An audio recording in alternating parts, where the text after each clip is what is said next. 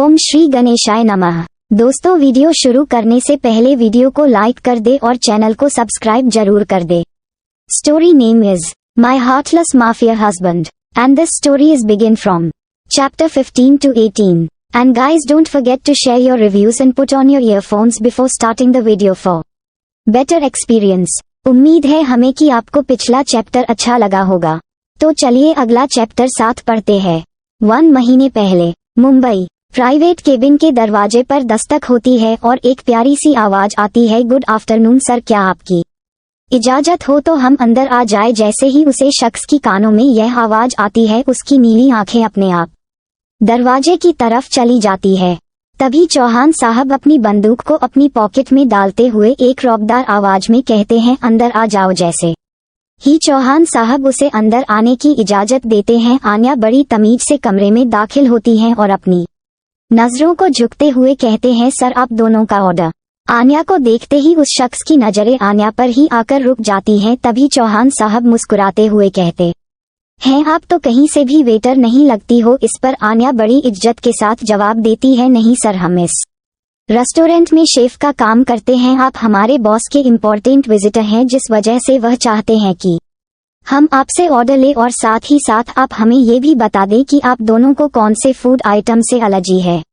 जैसे ही चौहान साहब ये सुनते हैं, वह अपना ऑर्डर देते हैं। चौहान साहब का ऑर्डर सुनते ही आन्या अपनी नजरों को बिना ऊपर उठाए बड़ी तमीज के साथ सामने बैठे शख्स से भी उनका ऑर्डर पूछती है, तो वह सिर्फ इतना कहता है, मैं जब ऑर्डर दूं तब उसे लेकर आना। जैसे ही आन्या ये सुनती है, वह उनको थैंक यू कहती है और वहां से बाहर निकल जाती हैं।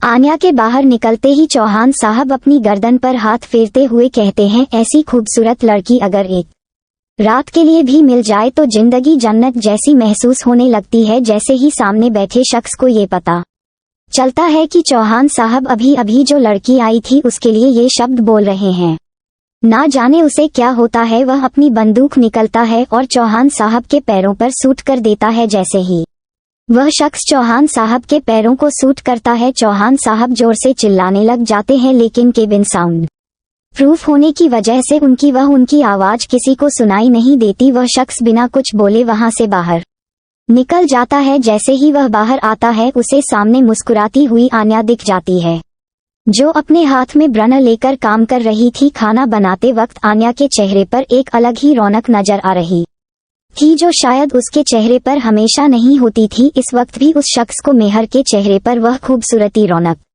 और मासूमियत साफ दिख रही थी। उस शख्स के नजरें आन्या से हटाने का नाम ही नहीं ले रही थी।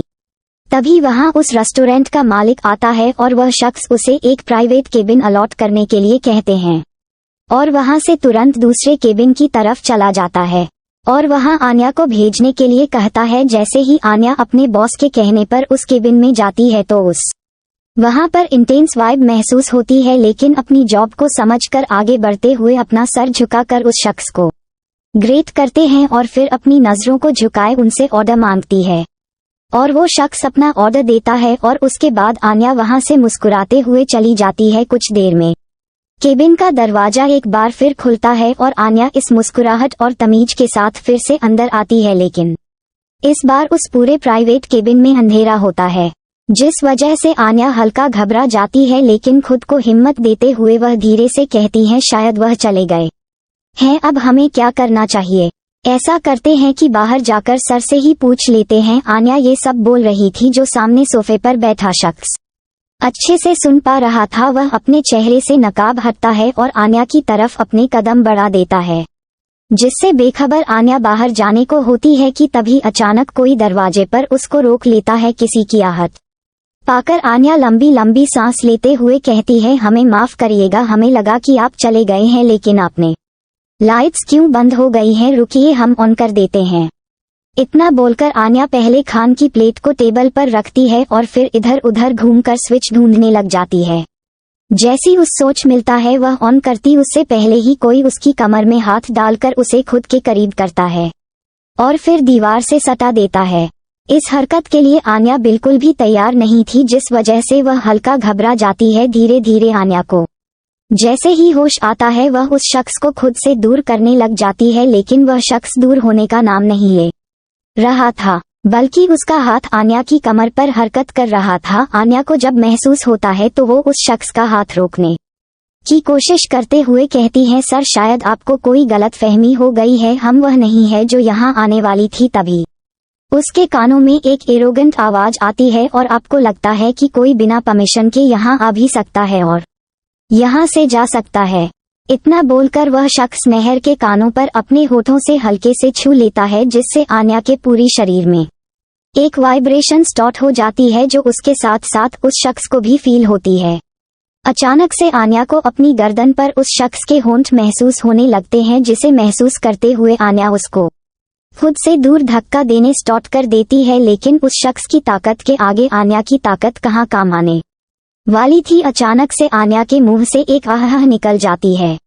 जब उस शख्स के होठों का दबाव आन्या के गर्दन पर बढ़ जाता है, धीरे धीरे करके वह शख्स आन्या की कुर्ते की जिप खोलना शुरू कर देता है और उसका कुर्ता उसके कंधे से साइड हटाते हुए अपने होठों को उसकी गर्दन से लेते हुए उसके कंधे पर रख देता है, जहां वह अपने दांतों से हल्के से आन्या के कंधे पर काट लेता है और आन्या अब उसे दूर करते हुए कहती है, प्लीज छोड़ दीजिए, यह आप गलत कर रहे हैं, शायद हम वह नहीं है। धीरे धीरे उस शख्स के हाथ आन्या की खुली पीठ से होते हुए उसकी कमर पर आते हैं और फिर धीरे धीरे ऊपर की तरफ बढ़ना शुरू कर देते हैं। इससे पहले आन्या आगे कुछ बोल पाती और वह शख्स उसके गाल पर हल्के से किस करता है और आन्या को पीछे की तरफ पलटता है और उसकी पीठ पर किस करते हुए उसकी जिप को बंद कर देता है और उसके लंबे बालों को पहले खोलता है, फिर उस पर किस करते हुए फिर से उनको वैसे ही वापस बांध देता है। कुछ देर आन्या को खुद के गले लगाए रखने के बाद वह अचानक से आन्या को छोड़ देता है और वहां से दूर जाकर फिर से सोफे पर बैठ जाता है। क्या कारण है इस गुस्से और बदले का? क्या कभी यह गुस्सा और बदला हारेगा और होगी मोहब्बत की जीत, या यही दर्द इन दोनों को एक दूसरे को हमेशा के लिए अलग कर देगा? और कौन है ये दोनों? 1 महीने पहले मुंबई। आन्या अभी तक सुनसी खड़ी थी, उसकी तो हिम्मत ही नहीं हो रही थी कोई हरकत करने की, लेकिन जैसे ही उसे महसूस होता है कि किसी ने लाइट ऑन कर दी है, वह अपनी नजरों को उठती है। इस वक्त उसकी आंखों में आंसू थे और सामने सोफे पर बैठे उस शख्स की तरफ देखती है जिसने फिर से अपने चेहरे पर नकाब लगा लिया था। वह बिना कुछ बोले वहां से भाग जाती है। आन्या के जाने के बाद वो शख्स अपने चेहरे से नकाब हटता है। नायाब बनावट चेहरा, 6 फीट हाइट, कसरत करके सांचे में दाल शरीर के साथ, तीखी नाक, हल्के गुलाबी होठ और एक परफेक्ट जो लाइन के साथ भी उस शख्स के चेहरे पर कोई भाव नहीं थे। वह सामने पड़ा खाना देखता है जिसको आन्या ने बड़ी खूबसूरती से सजाया था। खाने को नजरअंदाज करके जाने वाला होता है, उससे पहले ही न जाने उसे क्या होता है। वह बैठकर आन्या के बने खाने को खाना शुरू करता है तो एक पल के लिए उसे स्वाद को महसूस करके वह हैरान रह जाता है और उस पूरी डिश को खत्म करके वहां से एक्स्ट्रा पैसे देकर निकल जाता है। एक लग्जरियस कार का दृश्य। वह शख्स जैसे ही कार में बैठता है, उसका पर्सनल असिस्टेंट आगे वाली सीट पर बैठते हुए कहता है, आपकी दादी जी ने घर बुलाया है और एक सख्त हिदायत भी है कि अब अगर आपने किसी भी तरीके की मीटिंग पर ध्यान दिया तो वह आपको घर से बाहर निकाल देंगी। जैसे ही वह शख्स ये सुनता है तो अपना सर नामे हिलता है और गाड़ी को घर की तरफ ले जाने के लिए ऑर्डर देता है। कुछ सोचते हुए वह शख्स अपनी एरोगेंट आवाज में बोलता है, lucky find the information of that girl. जैसे ही लकी यह सुनता है, उसका फोन जिसमें वह काम कर रहा था उसके हाथ से छूट जाता है। लकी का ऐसा रिएक्शन देखकर उस शख्स की आंखें गहरी हो जाती है और वह आगे कहता है, और अगर नहीं हो तो अपनी जॉब छोड़ दो। इस पर लकी होश में आते हुए कहता है, लेकिन बॉस किसकी इंफॉर्मेशन? तभी वह शख्स उसे महसूस करते हुए एक ऑब्सेस्ड वॉइस में कहता है, रेस्टोरेंट में जो शेफ है उसकी। जैसे ही लकी यह सुनता है, उसकी आंखें हैरानी से बड़ी हो जाती है, लेकिन अपनी जॉब के बारे में सोचकर वह चुपचाप अपनी गर्दन हाँ में हिलता है और गाड़ी सड़कों पर अपनी तेज स्पीड में दौड़ने लग जाती है। राठौर हवेली। इधर कल्याणी जी को ये खबर मिल गई थी कि उनका पोता रास्ते में ही है, जिस वजह से उन्होंने अब पूरे घर को सर पर उठा लिया था और सबसे काम करने के लिए कह रही थी। यहाँ गीतिका ने भी खुद को संभालकर अपने भाई का कमरा रेडी कर दिया था। तभी उन्हें बहुत सारी गाड़ियों की एक साथ घर से बाहर रुकने की आवाज आती है और दोनों खुशी से झूम उठते हैं। आज पूरे 3.5 साल बाद वह वापस घर आ रहा था। जैसे ही वह शख्स से उतरता है, हवेली के बाहर खड़े कुछ गार्ड्स जोर से चिल्लाते हुए कहते हैं वह आ गए हैं।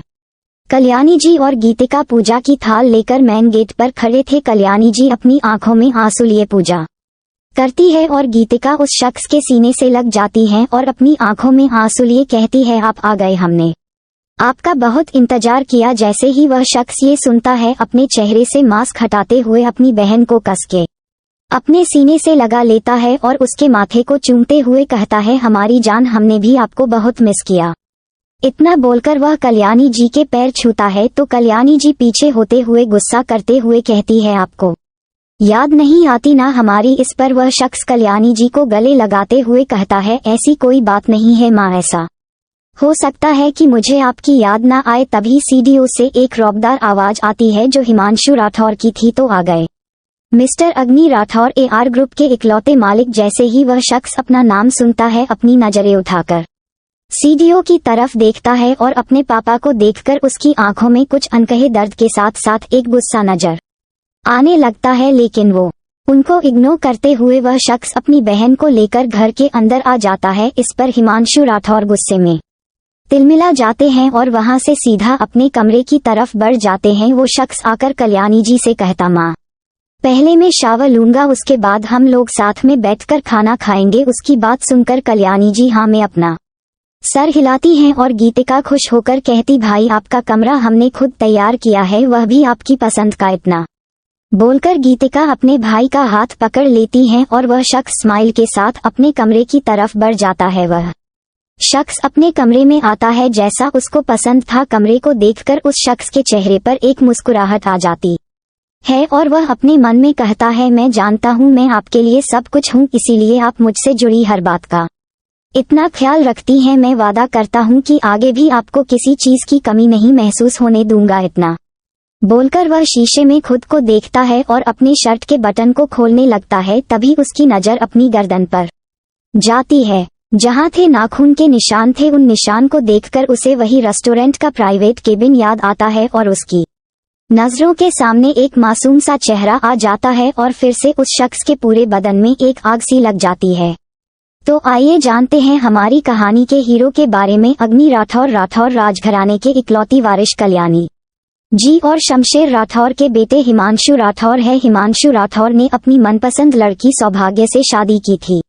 सौभाग्य उनके लिए सिर्फ उनकी पत्नी नहीं बल्कि जीने की इकलौती वजह थी। वही पहले तो शमशेर जी और कल्याणी की शादी से खुश नहीं थे क्योंकि सौभाग्य किसी राजघराने से नहीं आती थी, लेकिन सौभाग्य का स्वभाव ऐसा था कि धीरे धीरे उन्होंने अपनी स्नेह से अपने सास ससुर को आप खुद को अपनाने के लिए मजबूर कर दिया। उसके बाद उनकी जिंदगी खुशी खुशी बीतने लगी। सौभाग्य एक बहुत अच्छी बिजनेस वुमेन थी जिन्होंने हिमांशु जी के साथ मिलकर राठौर के पुश्तैनी बिजनेस को आगे बढ़ाने में बहुत मदद की। कुछ वक्त में सौभाग्य और हिमांशु जी को अग्नि के होने की खुशखबरी मिली जिससे पूरा राठौर परिवार झूम उठा था। धीरे धीरे उनके जिंदगी बहुत खूबसूरत होने लगी और फिर बारी आई गीतिका के जन्म की। गीतिका पूरे राठौर खानदान की इकलौती राजकुमारी थी जिसको प्यार के साथ साथ नफरत भी नसीब हुई। अग्नि एक तक खुद को आईने में देख रहा था। 8 पैक एब्स के साथ उसका परफेक्ट बदन किसी भी लड़की को खुद की तरफ अट्रैक्ट करने के लिए काफी था। अग्नि राठौर को आज तक किसी ने देखा नहीं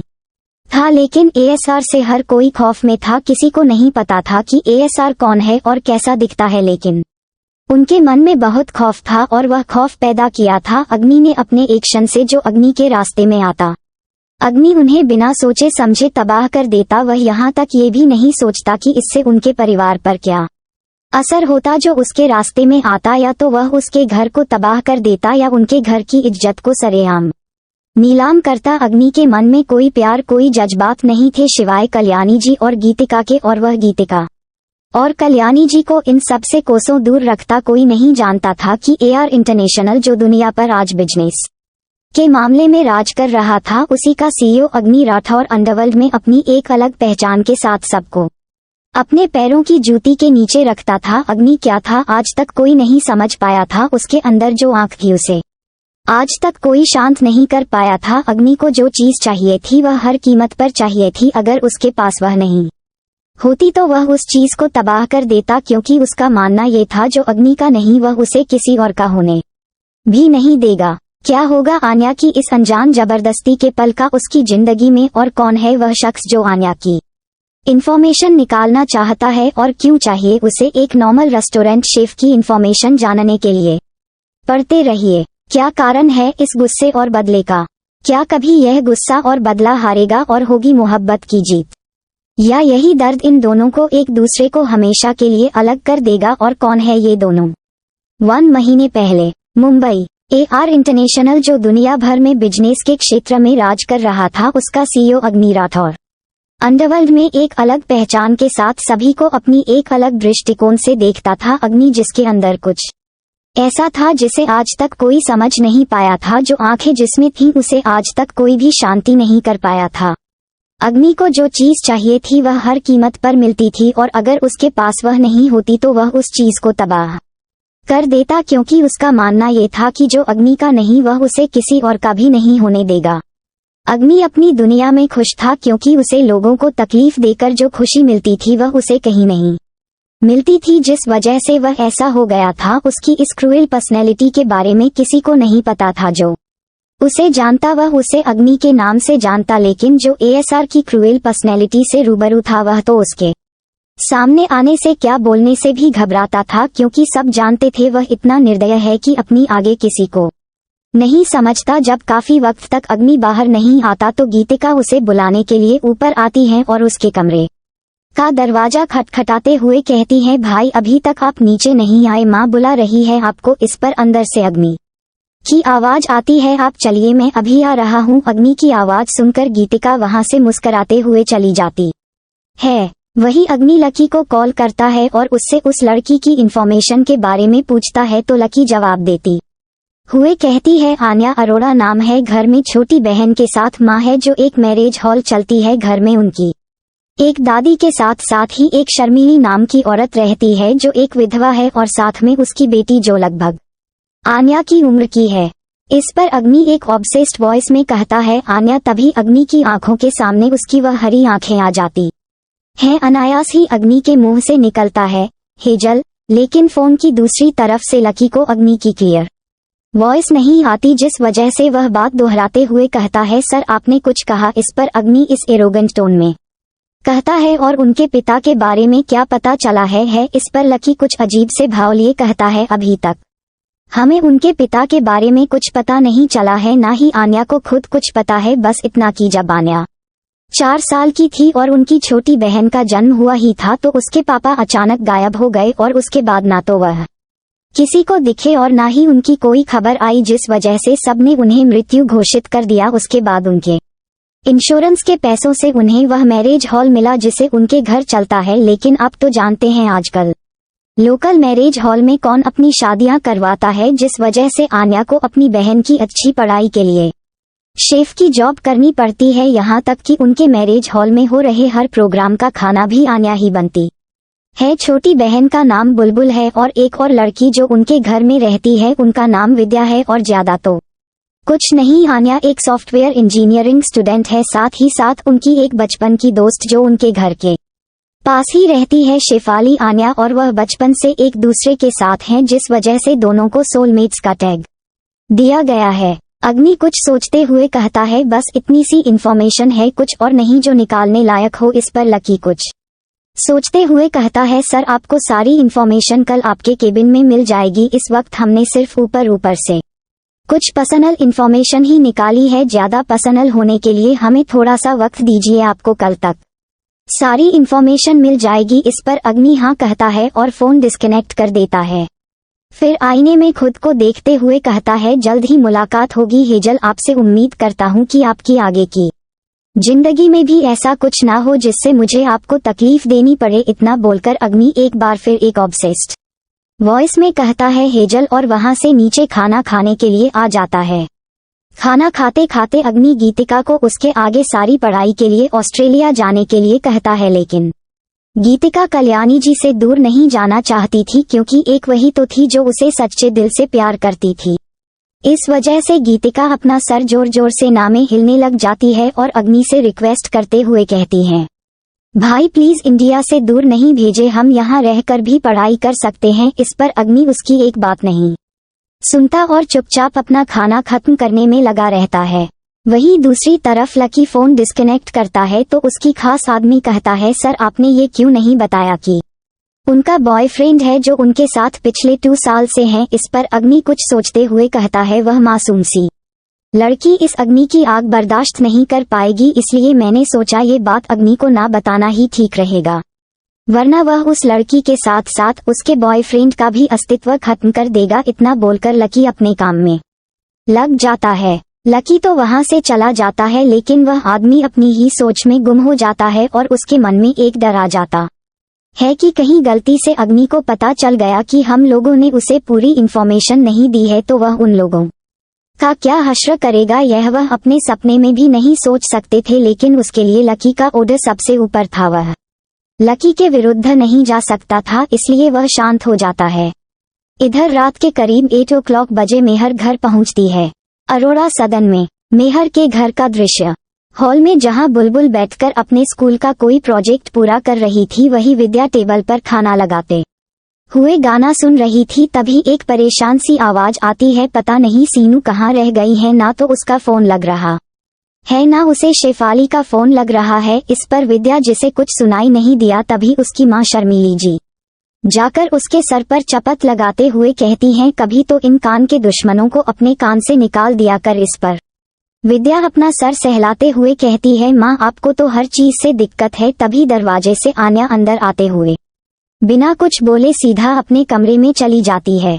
ये देखकर सब हैरान रह जाते हैं और आन्या की माँ सरला जी उसे ऐसे जाते देखकर घबरा जाती हैं और उसके पीछे जाते उसे बुला रही थी, लेकिन आन्या थी जो सुनने का नाम ही नहीं ले रही थी। तभी बुलबुल पीछे से आकर अपनी माँ को रोकते हुए कहती है, दीदी परेशान हो गई होंगी, सारा दिन तो वह काम में लगी रहती हैं, कुछ देर उन्हें आराम करने दीजिए, फिर आपके सारे सवाल पूछ लेना। इस पर सरला जी शांत होते हुए फिर से अपने काम में लग जाती है, लेकिन उन्होंने अपनी बेटी के चेहरे पर आज एक अलग ही तरह की उदासी को देख ली थी जो उन्हें बार बार परेशान कर रही थी। 1 महीने पहले मुंबई आन्या की मां सरला जी उसे ऐसे जाते देखकर घबरा जाती हैं और उसके पीछे जाते हुए उसे बुला रही थी, लेकिन आन्या थी जो सुनने का नाम ही नहीं ले रही थी। तभी बुलबुल पीछे से आकर अपनी मां को रोकते हुए कहती हैं, दीदी परेशान हो गई होंगी, सारा दिन तो वह काम में लगी रहती हैं, कुछ देर उन्हें आराम करने दीजिए, फिर आपके सारे सवाल पूछ लेना। इस पर सरला जी शांत होते हुए फिर से अपने काम में लग जाती हैं, लेकिन उन्होंने अपनी बेटी के चेहरे पर एक अलग ही तरह की उदासी को देख ली थी जो उन्हें बार बार परेशान कर रही थी। इधर आन्या के कमरे का दृश्य मेहर आकर सीधा बेड पर बैठकर रोने लग जाती है। इस वक्त उसकी आंखें बुरी तरह सजी हुई थीं, जिससे ये साफ पता चल रहा था कि वह काफी वक्त से रो रही थी। आन्या अपना स्कार्फ गले से हटाती है और अपने गले को देखकर एक बार फिर रोने लग जाती है, क्योंकि उसके गले पर अग्नि के दिए वह लाल निशान अभी भी दिख रहे थे। अचानक से आन्या को फिर से वही गर्मी महसूस होने लग जाती है जो अग्नि के आसपास होने से हो रही थी। कुछ वक्त तक आन्या वैसे ही खुद को शीशे में देखती रहती है और उसके बाद खुद से ही कहती है, भूल जा आन्या, उन्हें कुछ नहीं होगा, आपकी गलती थी कि आप अचानक से कमरे में चली गई, शायद वह किसी और का इंतजार कर रहे होंगे। ये सब कहकर आन्या खुद को समझ रही थी, लेकिन अग्नि के द्वारा दिए गए निशान और उसे छूने की कोशिश में वह खुद से अलग नहीं कर पा रही थी। तब विद्या ने उसके दरवाजे पर दस्तक दी और धीरे से कहा, सीनू आप दरवाजा खोलिए और हमें बताएं। इस पर कमरे के अंदर से आन्या की आवाज आई, आप चलिए हम अभी आ रहे हैं। इतना कहकर आन्या बाथरूम में चली गई। राठौर हवेली में अग्नि फ्रेश होकर नीचे आता है, जहां हिमांशु, गीतिका और कल्याणी जी उसका इंतजार कर रहे थे। अग्नि ने सभी को इग्नोर करते हुए गीतिका के सर पर हाथ फिराया और खुद खान की टेबल पर बैठ गया। कुछ समय बाद सभी लोग खाना खाना शुरू करते हैं और इस समय सभी शांत थे। तभी अग्नि का फोन रिंग होता है और फोन पर आ रहे नाम को देखकर अग्नि के चेहरे पर गुस्सा और भ्रांति के भाव छाए जाते हैं। वह फोन उठाने से पहले ही कल्याणी जी ने टोकते हुए कहा, पहले खाना तो खा लो, उसके बाद काम कर लेना। इस पर अग्नि ने फोन को साइलेंट करते हुए गंभीर भाव से बैठकर जल्दी जल्दी खाना खाना शुरू किया। खाना खाते ही वह उठकर गीतिका के सिर पर केसर चूमते हुए कहता है, माँ आज मैं देर से घर आऊंगा, कुछ काम है, साथ ही मुझे नीरज से भी मिलना है। इतना कहकर अग्नि ने किसी की बात सुने बिना ही अपने काम को लेकर बहाने बनाकर वहां से निकल जाता है। इधर जैसे ही अग्नि घर से बाहर निकलता है, पीछे कल्याणी जी अपने पर्सनल बॉडीगार्ड को आवाज देते हुए कहती है उसका पीछा करो और उसे अकेला मत छोड़ना। इतना बोलकर कल्याणी जी अपना खाना खाने लग जाती हैं। उसी समय अग्नि का पर्सनल बॉडीगार्ड उसके पीछे जाता है, लेकिन अग्नि उससे पहले ही वहां से निकल चुका होता है।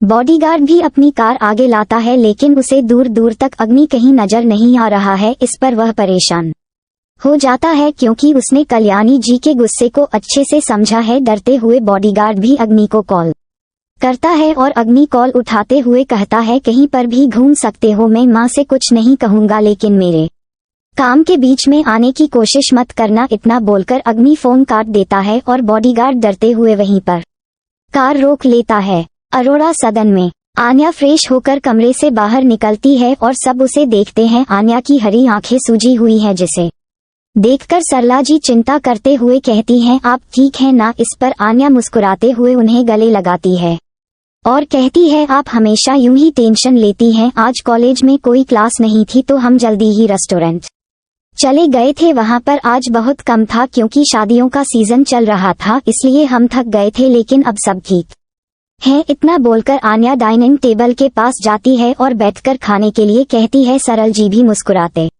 हुए खाना लगाने लगती हैं। उसके बाद सभी लोग साथ में बैठकर खाना खाते हैं और फिर बाहर जाकर सब साथ में बैठते हैं। यह अरोड़ा सदन के हर फैमिली मेंबर की एक आदत बन गई है कि वे खाना खाने के बाद हमेशा एक साथ बैठते हैं। यही उनकी छोटी छोटी खुशियां हैं। सरला जी आन्या के बालों में तेल लगाते हुए कहती है सीनू 2 दिन बाद हमारे मैरिज हॉल में एक पार्टी है और सारा खान का काम तुम्हें ही देखना है। इस पर आन्या अपना सर हाँ हिला देती है और बुलबुल की तरफ घूमते हुए कहती है स्कूल से शिकायतें आ रही हैं मैडम, आपकी चुपचाप पढ़ाई पर ध्यान दे लो, वरना अगर हमारा दिमाग घूमना तो हम तुम्हें बताएंगे।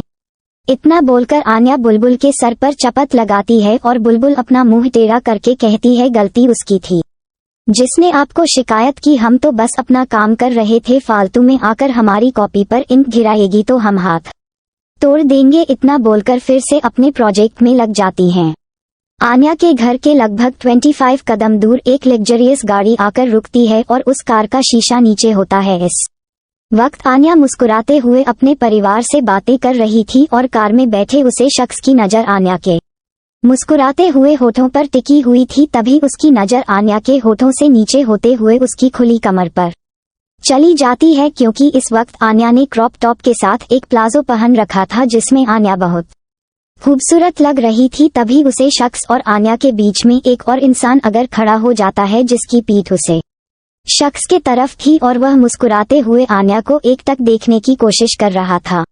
जैसे ही अग्नि के आगे कोई लड़का आकर खड़ा होता है, उसकी आंखों में गुस्सा नजर आने लगता है। तभी वह झुंझलाते हुए कार का गेट खोलता है और बाहर निकलता है। तभी आन्या अपनी नजरें उठाती हैं और उस लड़के की तरफ देखते हुए शर्म से उसकी नजरें फिर से झुक जाती हैं और वह उठते हुए अंदर की तरफ जैसे ही जाने को होती है, तभी बुलबुल उसका हाथ पकड़ती हुई कहती है थोड़ी देर और बैठो ना, साथ में मजे आ रहे थे। जैसे ही आन्या ये सुनती है तो वह अपनी नजरें नीचे किए हुए फिर से नीचे बैठ जाती है, जिससे उस लड़के के चेहरे पर भी एक मुस्कुराहट आ जाती है। तभी उसके पास एक लड़का आते हुए कहता है इतना प्यार से क्यों देख रहे हो। इस पर वह लड़का, जिसका नाम अमन था, वह मुस्कुराते हुए कहता है गुस्सा हो गई है यार, 2 दिन बाहर गया था और बता के नहीं गया। इस पर वह लड़का मुस्कुराते हुए कहता है तुम्हारी लव स्टोरी भी अलग ही है, वह कुछ कहती ही नहीं और तुम्हें गुस्से का भी पता चल जाता है। इस पर अमन उस लड़के की तरफ देखते हुए कहता है आपको ऐसा लगता है कि वह कुछ बोलती नहीं है, वह बहुत बोलते हैं और उसकी वह हरी आंखें एक वक्त के लिए भी शांत नहीं रहती। इस पर वह लड़का मुस्कुराते हुए कहता है भाई तुम्हारी लव स्टोरी तो चल पड़ी, अब मेरी बारी है।